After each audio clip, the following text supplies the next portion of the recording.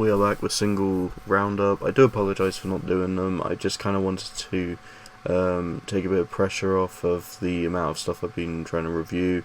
I haven't really been planning it, and often I just don't really either have enough singles to talk about, or there is just too much album stuff. And with my computer, it's been a hassle trying to figure out what I even want to record, because I have to be very careful of how I do it. If I just have too much of my After Effects, it will probably lag the crap out of it, and that's not good when the Wi-Fi barely even works. So trying to even download an image just to use for the video is just not fun. But we're going to be going through this. I'll go through the bads, and then I'll go for the alright and go for the goods.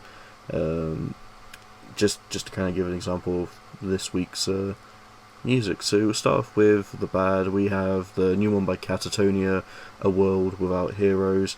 I never would really see myself putting a Katatonia song in bad. I've honestly thought at worst it's alright, and I could even say that with all the singles we had for the latest album. But this B-side, or at least this extra song, is a cover of Kiss's version as a kind of little tribute to Ace, which is nice, but the song itself is, or at least their rendition, is horrible. I will say it just has an awful production to it. Vocally, it just doesn't work. It does not feel like a Katatonia song, and it just absolutely just sounds like one of the most driest and blandest things you could ever hear from the band. And it's disappointing, because when they had a bonus song on the last album, I honestly thought that was definitely one of the highlights of the record. So it's interesting how we got a bonus song for this one being this, although it's just kind of a made later on. If it's still a deluxe edition song, it's not good. I did not enjoy this one. Bowling for Soup, actually romantic. I do apologise if you did like this one. Bowling for Soup isn't anything bad. I do personally think they got a fun charm to them, but actually romantic just didn't really have anything that did it for me. Just thought it was kind of an underwhelming song, and I don't think they've really been putting out their best material lately anyway, so this is kind of another example of that being the case.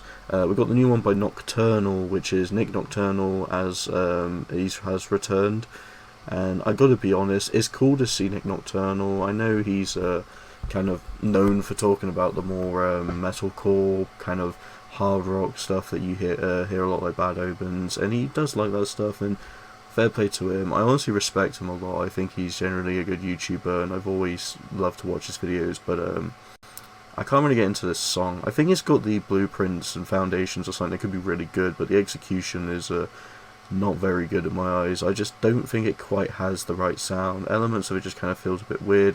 The electronic components they add to it would have been interesting, but I just don't think they transition very well. I just find it kind of be a bit of a weird jumble of a song, but you know, if they do elements like that and keep improving, I can see it working really well. Our Last Night, The Fate of Ophilia. Our Last Night have just kind of normally been doing covers, and if they've actually been doing proper records, I haven't really been that interested with it. Our Last Night, continuing from the album they dropped this year, yeah, this is nothing good. This doesn't improve on that, it just kind of feels like it adds more to that, so yeah, don't really care for this one, to be fair. Grey Days, Shadows.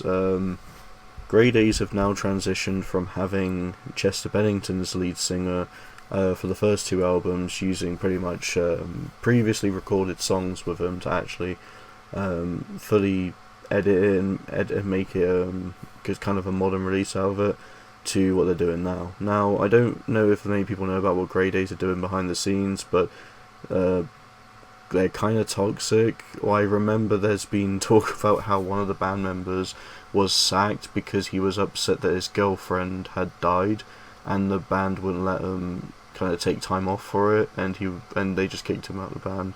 Was one thing I remember reading about it. Also, the way they just absolutely just used Chester just to kind of boost the band up, and then just put their own image out there. I don't know, I just kind of got a really horrible impression of it, but if I'm going through musically, it just sounds boring. Like, what, you have a really good singer, he's passed away, and now you just replaced it with someone who's just nowhere near as good or interesting. Kind of sounds like another band that Chester was a part of, to be honest, but Grey Days, yeah, this one rubs me even more the wrong way than Linkin Park's kind of portrayal of it. I don't know. Grey Days Shadows, though, is just the most laziest the weakest songs I've heard from them. I'd rather listen to anything from the Phoenix or even the kind of first album. It's not good. Profiler, Illusion. Profiler normally pretty much an average band with some kind of new metal charm to their hard rock sound, and I honestly do appreciate them, their sound they're bringing, but I just couldn't really get into Illusion. It's hard to say. I just don't think it quite had the ideas that Digital Nowhere were pushing out. Digital Nowhere, at least, was being a pretty decent album. I just don't think this really had anything as good as that. Now we're going into the kind of alright singles. Start with the Narrator, Aurora.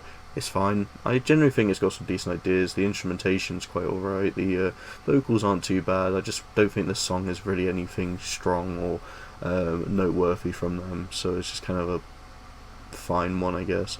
Megadeth, I don't care. Well, if you don't care, Dave, then I don't really care either. I don't think it's a bad song. Honestly, I did like Tipping Point, even if it wasn't the best song they dropped.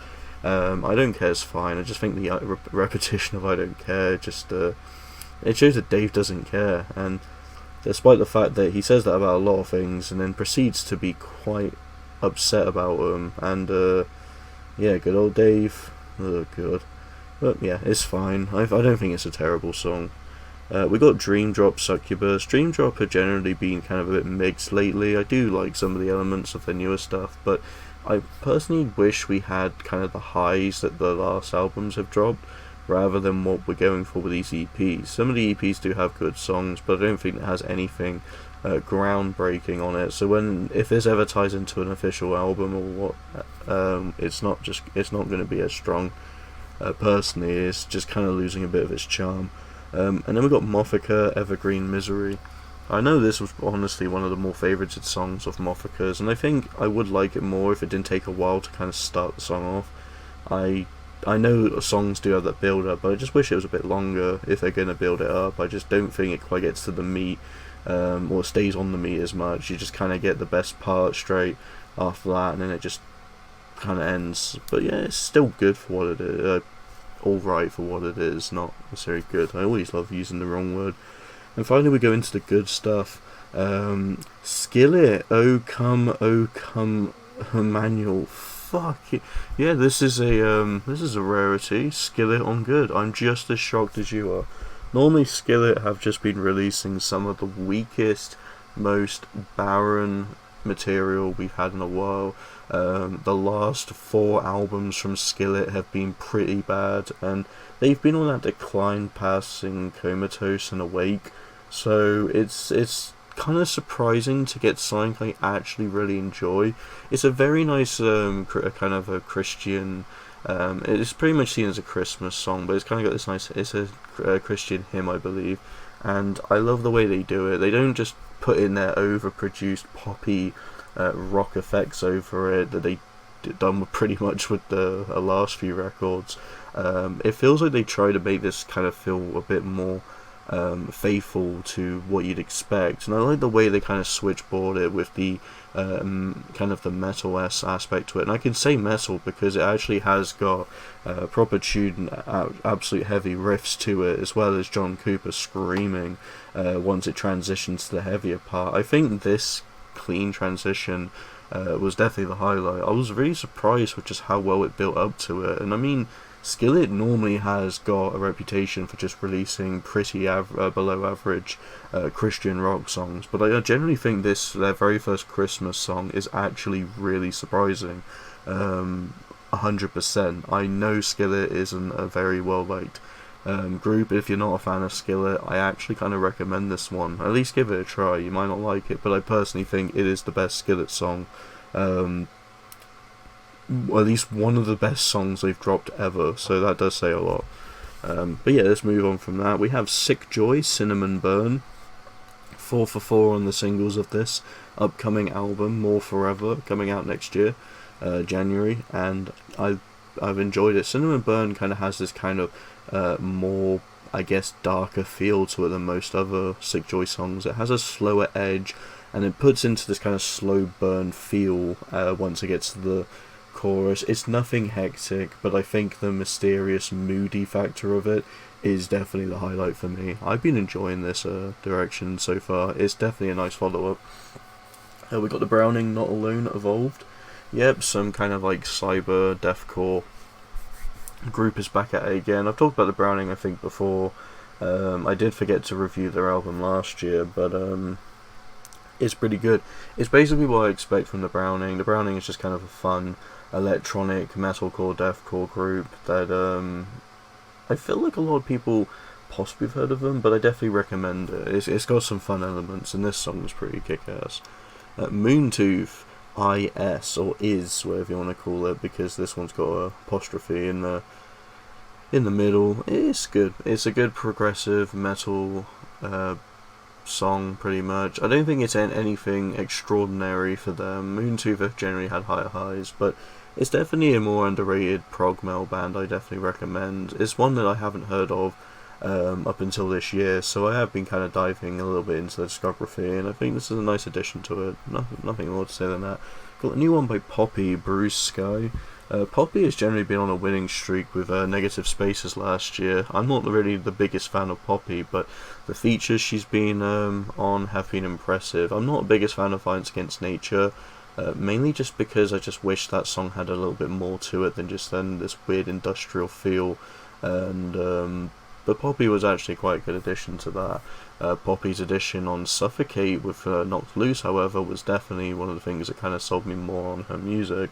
And Negative Spaces have been very good. Has been a pretty good album. I haven't talked about it before, but I quite like a lot of the stuff on there. Then she even appeared on that End of You song with Amy Lee from Evanescence and Courtney LaPlante from Spirit Box, and I think it worked really well. Bruised Sky, it just feels like Poppy again is experimenting. It's got the metalcore edge, but it blends into different elements of metal and rock fusion, and I think Poppy's inclusion of it again, of these ideas, works great. We got the new one by the Swindon metalcore band Heriot with Commander of Pain. Now, the thing that shocked me with this is this one was more of a sludgy shoegazy song in a way. Not really too much shoegaze, but apparently it was quite sludgy, which is very different from what they normally done. I mean, DeVarren, I can't remember the title of the last album, so this seems a bit odd. Just remember the only album they dropped. I think it's DeVarren, Mouth of Gates of Hell. I don't fucking remember. There's so many albums, I just get confused with titles. Yeah, that was more kind of like a metalcore with just a heavy edge to it, but the sludgy feel here with kind of the ethereal, not ethereal, but the gazy aspect was interesting. I quite like this one, and I think Heriot has just always been killing it with these singles. I've enjoyed a lot of their stuff, and it's personally really good. We got The Ocean, Even Deeper. This is a Nine Inch Nails cover, and I think it's generally a nice homage to that.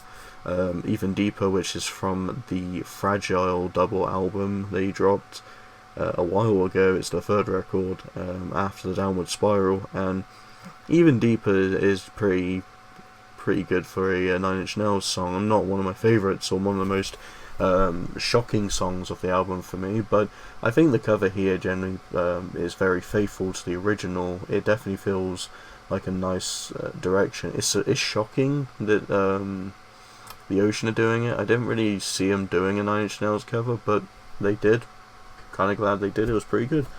And to wrap this up, we got Of Mice and Men, Flowers. Now, the album is out, but this was released as a single 2 days before, and this is my track of the week pick as well. So Flowers honestly is one of my favourites from the album. It's just a really fun single. I love the chorus, it's very catchy. I love when he intertwine the kind of electronic elements but then put in the heavy into it. It feels like a kind of complete experience of what people would have preferred Tether to sound like, and if it had a bit of the Flowers feel as well as kind of the heavier stuff from this record, like A Waltz, I feel like Tether would have been a very well liked album. Despite me, I actually think it's pretty good. Flowers is just generally probably either my favourite of the album or one of them, and I had to pick a track of the week because I just fucking love this one a lot. So that's all I have to say. Thank you so much for watching, and see you next video.